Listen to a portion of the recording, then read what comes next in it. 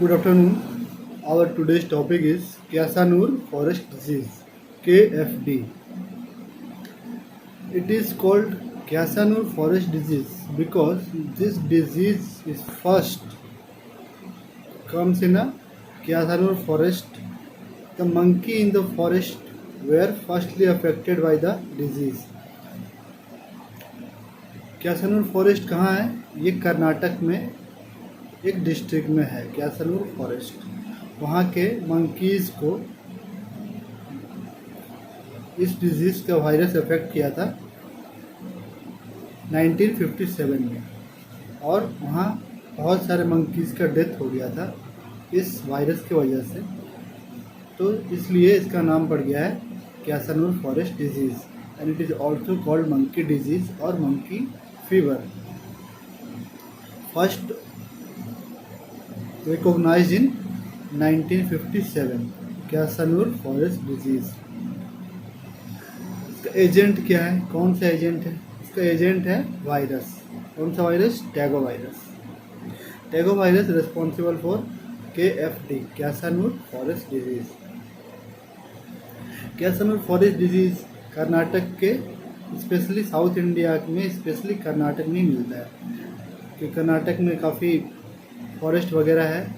Specially Nilgiri जो हिल है, उस हिल पे बहुत सारे फॉरेस्ट है, वहाँ पे भी ये ज़्यादा इफेक्टेड है।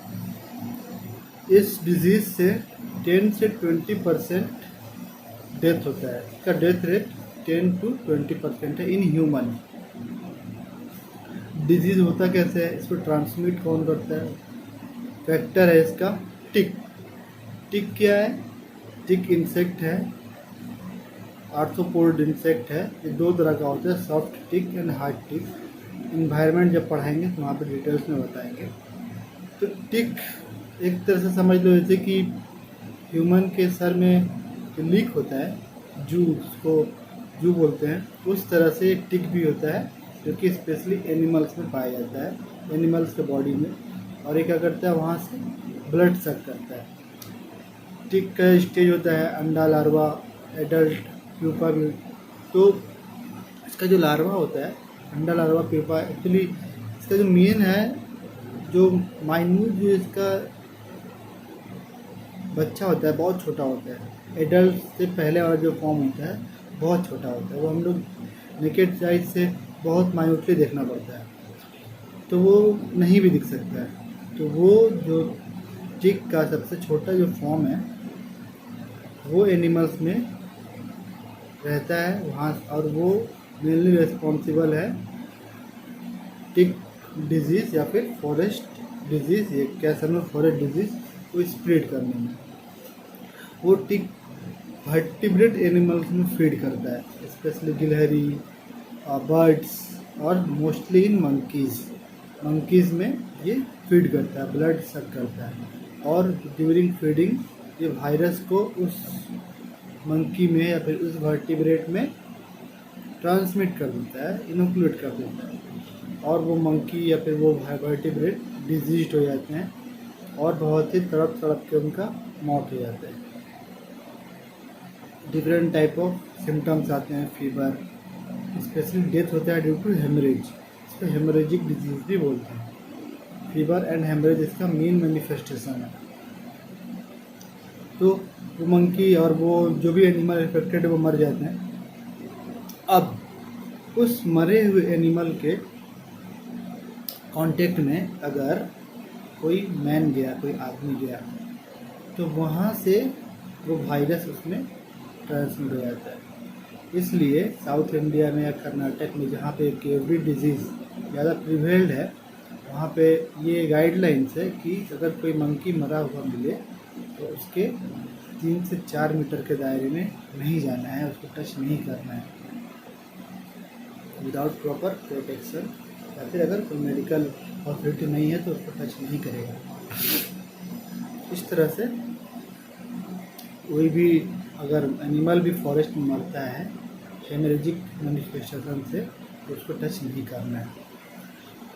तो ये रहा एनिमल में कैसे आया और एनिमल से मैन में कैसे आया। एनिमल से मैन में आने का और भी तरीका है, जैसे मान लो जो लोग जिनका हाउस होल्ड वर्क या फिर जिनका जॉब जंगल से है, फॉरेस्ट रेंजर्स, सोल्जर्स जो सैनिक है, आर्मी है, कुछ लोग वुड कलेक्ट करने जाते हैं और कुछ लोग फूड कलेक्ट करने जाते हैं, फिशिंग करने जाते हैं, शिकार करने जाते हैं जंगल में। तो वो लोग जब जंगल में प्रवेश करते हैं तो ये जो माइन्यूट वाला टिक है वो मंकी से या फिर उस वर्टिब्रेट एनिमल से जंप करके मैन के ऊपर आ जाते हैं और बाइट करते हैं। माइन्यूट पेन होता है, बहुत ही माइन्यूट, समझ में नहीं आता है। And during bite they inoculate the virus into the man. तो इस तरह से मैन इन्फेक्टेड होता है। एक तो टच से भी हो सकता है और एक टिक के बाइट से भी हो सकता है, फिर वो इन्फेक्टेड हो जाएगा। इन्फेक्टेड होके कितना दिन लगेगा उसको इन्फेक्ट होने में, इंक्यूबेशन पीरियड कितना है इसका, 3 to 8 डेज। आज अगर बाइट किया तो 3 से 8 दिन में सिम्टम आना शुरू हो जाएगा। क्या क्या सिम्टम होगा, अगर वायरस है तो वायरेनिया का सिम्टम होगा ही, माइल्ड फीवर, हेडेक, बॉडी एक, वोमिटिंग, ये सब होगा। और धीरे धीरे सिम्टम ये होगा, 2 हफ्ते तक चलेगा ये सब, हेडेक, फीवर, वोमिटिंग, कमजोरी, वीकनेस। और 2 हफ्ते के बाद सिम्टम और भी सीवियर होना शुरू होगा। क्या होगा, धीरे धीरे जीआई डिस्टर्बेंस होगा, डायरिया, वोमिटिंग, नोसिया, डिहाइड्रेशन हो जाएगा जिसकी वजह से। फिर उसके बाद धीरे धीरे ब्लड काउंट कम होने लगेगा। क्या काउंट कम होगा, लिपोसाइट्स कम होगा और धीरे धीरे प्लेटलेट्स भी कम होने लगेगा। जब प्लेटलेट्स कम होने लगेगा तो हेमोरेजिक मैनिफेस्टेशन होगा। क्या होगा, ब्लीडिंग होगा हर जगह से, स्टूल में ब्लीडिंग, हिमाचूरिया, नाक से ब्लीडिंग, हेमाप्टेसिस, कान से ब्लीडिंग, हर जगह से ब्लीडिंग होने लगेगा। तो हेमोरेजिक मैनिफेस्टेशन हुआ, यह हुआ। इसके बाद क्या होगा, फिर जब 2 से 3 हफ्ता क्रॉस हो जाएगा तो धीरे धीरे ये ब्रेन को, टिश्यू को अफेक्ट करेगा। और फिर क्या सिम्टम आएगा, एनकेफेलाइटिस का सिम्टम आएगा। एनकेफेलाइटिस, माइल्ड एनकेफेलाइटिस, ये सेकेंड फेज हो गया। एनकेफेलाइटिस होगा तो क्या होगा, severe headache, convulsion, high rise of temperature, hallucination, ये सब सिम्टम आने लगेंगे। और रिजिडिटी ऑफ नेक, तो ये सब सिम्टम आएगा। और 10% तक डेथ हो जाता है, जिसको जो अफेक्टेड हुआ है 10% तक लोगों में डेथ हो जाता है।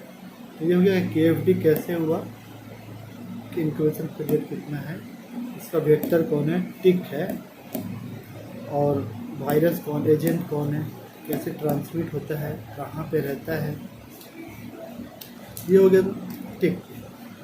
तो टिक जो है वो अगर एक बार आदमी में वायरस इन्फ्लुएट कर दिया तो KFD का जो वायरस है वो एक आदमी से दूसरे आदमी में नहीं जाता है, क्योंकि ये डेड एंड होस्ट है। मेन है dead and host for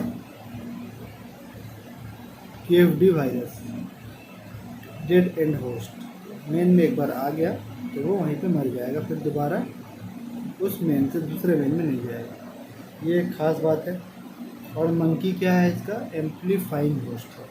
monkey है इसका एम्पलीफाइंग होस्ट। समझ में कैसे आता है कि इस एरिया में KFD आ गया है, उस एरिया में अचानक से अगर कोई फॉरेस्ट है, अचानक से बहुत सारा मंकी मरा मिलेगा, और मंकी यहाँ था मरा मिलेगा, डिजीज़ मिलेगा, समझ में आ जाएगा कि यहाँ पे KFD का अटैक हो चुका है और मंकीज अटैक हो गया है। तो उस एरिया में अलर्ट घोषित कर दिया जाता है। ये स्पेशली साउथ इंडिया के कर्नाटक में स्पेशली होता है। 1983 और 1984 में अचानक से एपिडेमिक हो गया था, जिसमें लगभग 2500 केस अफेक्टेड हुआ था और इसमें 70 आदमी मर गए थे। तो डेथ रेशियो कम है पर तकलीफ ज़्यादा है इस डिजीज़ में। Severe headache, encephalitis, GI disturbance, dehydration, ये सब होता है। इसका ट्रीटमेंट क्या है, ट्रीटमेंट है इसका कोई ख़ास ट्रीटमेंट नहीं है। तो इसका सिम्टोमोलॉजिक ट्रीटमेंट करते हैं। क्या करते हैं, अगर फीवर है तो एंटीबायोटिक मेडिसिन देंगे, पेन है तो एनाल्जेसिक देंगे, डायरिया है तो डिहाइड्रेशन को रोकने का कोई उपाय करेंगे, ORS वगैरह देंगे। तो ये सब है ट्रीटमेंट। और क्या कर सकते हैं, सेकेंडरी इन्फेक्शन ना हो इसके एंटीबायोटिक दे सकते हैं। अगर ज़्यादा प्लेटलेट कम होगा तो प्लेटलेट ट्रांसफ्यूज़ कर सकते हैं। तो ये ऑल अबाउट ट्रीटमेंट, सिम्टोमोलॉजिकली ट्रीटमेंट करते हैं, सिम्टोमेटिक ट्रीटमेंट करते हैं इसमें। इसका कुछ स्पेसिफिक ट्रीटमेंट नहीं है। इसको प्रिवेंट कैसे करेंगे, ये डिजीज़ का प्रिवेंटिव एस्पेक्ट क्या है? तो प्रिवेंटिव एस्पेक्ट में सबसे पहले क्या आता है, वैक्सीन, इम्यूनोलॉजी। अपना क्या इम्यून है, तो इसका वैक्सीन डेवलप किया गया है, किल्ड वैक्सीन होता है जो कि इनोकुलेट करते हैं, स्पेशली जो उस एरिया में रहते हैं, एंडेमिक एरिया फिर एपिडेमिक एरिया में जो लोग हैं उन लोगों को ये वैक्सीन दिया जाता है। और क्या प्रिवेंटिव मेजर है, और प्रिवेंटिव मेजर है जो टिक है उसको कंट्रोल करें। कैसे कंट्रोल करेंगे टिक को कंट्रोल करेंगे, इसमें ब्रीडिंग प्लेस को कम करेंगे। ब्रीडिंग प्लेस क्या है, फॉरेस्ट को तो कम नहीं कर सकते हैं, तो वो उसका खाना कट करेंगे। खाना कैसे कट करेंगे, क्या खाता है, वर्टिब्रेट एनिमल का ब्लड मील लेता है। ब्लड मील कैसे कम कर सकते हैं, जंगली जानवर को नहीं मार सकते हैं, पर ये लोग पालतू जानवर पे भी ज़्यादा अटैक करते हैं। जैसे कि कोई गाय भैंस है, उसको चरने के लिए छोड़ दिया गया, दिन भर में चर रहा है जंगल में, फिर चर के वापस आ जाता है। तो ऐसा जो एरिया है जहाँ पे ये जानकारी मिला है कि यहाँ पे मंकी का डेथ हो रहा है, मंकी बीमार है, वैसे एरिया में उन वर्टिब्रेट्स एनिमल को, गाय भैंस कैटल्स वगैरह को जाने नहीं देंगे, दूसरे जगह ले जाएंगे, वहाँ पे नहीं जाने देंगे। ये एक तरीका है। इससे क्या है कि डोमेस्टिक जो एनिमल है वो बचे रह सकते हैं और मेन का एक्सपोजर कम हो सकता है। और क्या कर सकते हैं, और एंटी टिक स्प्रे कर सकते हैं, हेलीकॉप्टर से, हवाई जहाज से एंटी टिक स्प्रे होता है, उसको स्प्रे कर सकते हैं पूरा जंगल एरिया में, जिससे कि टिक मर सकते हैं। और क्या कर सकते हैं, पर्सनल प्रोटेक्शन, एंटी टिक रिपेलेंट वगैरह होता है, इंसेक्ट रिपेलेंट वगैरह होता है, वो सब पे यूज़ कर सकते हैं। फुल्ली कवर्ड ड्रेस पहन के अगर जंगल में जाना है तो जाएंगे, जिससे कि टिक बाइट का चांसेस जितना कम हो सके उतना बढ़िया है। तो ये सब है टिक को बचने का उपाय।